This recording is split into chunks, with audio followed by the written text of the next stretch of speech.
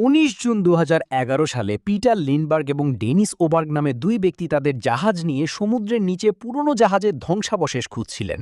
তখন সোনালি রঙের এক অদ্ভুত ছবি তাদের সোনারের স্ক্রিনে ভেসে ওঠে। বস্তুর বিবরণ: সমুদ্রের তলদেশ থেকে এটি ৩০০ ফুট নিচে ছিল, কিন্তু চারপাশের মাটি থেকে ১৩ ফুট উঁচুতে অবস্থান করছিল।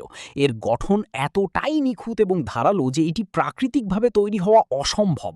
এর ব্যাস প্রায় ১৯৭ ফুট এবং এর পেছনে ৯৮৫ ফুট লম্বা দাগ, স্কিড মার্কস ছিল, যা দেখে মনে হয় এটি উপর থেকে ছিটকে এসে ক্র্যাশ ল্যান্ডিং করেছে।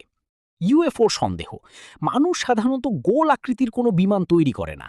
ঠান্ডা যুদ্ধের সময় এই এলাকায় অনেক ইউএফও দেখার দাবি করা হয়েছিল, তাই প্রথমে ধারণা করা হয় এটি কোনো ভিনগ্রহের মহাকাশযান বা ইউএফওর ধ্বংসাবশেষ, যা সমুদ্রের নিচে লুকিয়ে রয়েছে। সরকার এবং বিভিন্ন সংস্থা কেন সেখানে সাধারণ মানুষের যাওয়া নিষিদ্ধ করল, তা নিয়ে ভিডিওর মূল রহস্য শুরু হয়। কারা এই আবিষ্কারক? পিটার এবং ডেনিস সমুদ্রের নিচের গুপ্তধন খোঁজার কাজ করতেন। তারা ওশেনএক্স নামে একটি কোম্পানি চালু করেন। এর আগে তারা কয়েক মিলিয়ন ডলার মূল্যের প্রাচীন শ্যাম্পেনের বোতল এবং মূল্যবান গহনা খুঁজে পেয়ে বেশ নাম কামিয়েছিলেন। টাকার অভাব ও অবস্থান হারিয়ে ফেলা: ২০১২ সালে তারা এই রহস্যময় গোল বস্তুর ওপর গবেষণা করার জন্য একজন ইনভেস্টর, বিনিয়োগকারী পান।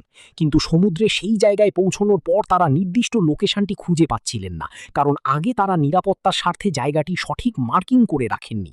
যান্ত্রিক গোলযোগ: অনেক খোঁজাখুঁজির পর হঠাৎ তাদের জাহাজে সব ইলেকট্রনিক ডিভাইস, রেডিও এবং সোনার কাজ করা বন্ধ করে দেয়। মনে হচ্ছিল কোনো শক্তিশালী ইলেকট্রোম্যাগনেটিক ফিল্ড বা এনার্জি সেখানে কাজ করছে।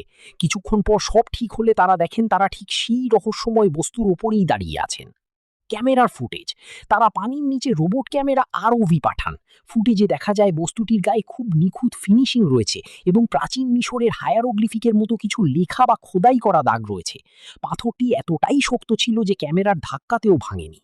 ইতিহাসের সূত্র: ইতিহাসে এর আগেও সমুদ্রের নিচে এমন আলো বা গোল বস্তু দেখার প্রমাণ রয়েছে। ১৪৯২ সালে ক্রিস্টোফার কলম্বাস এবং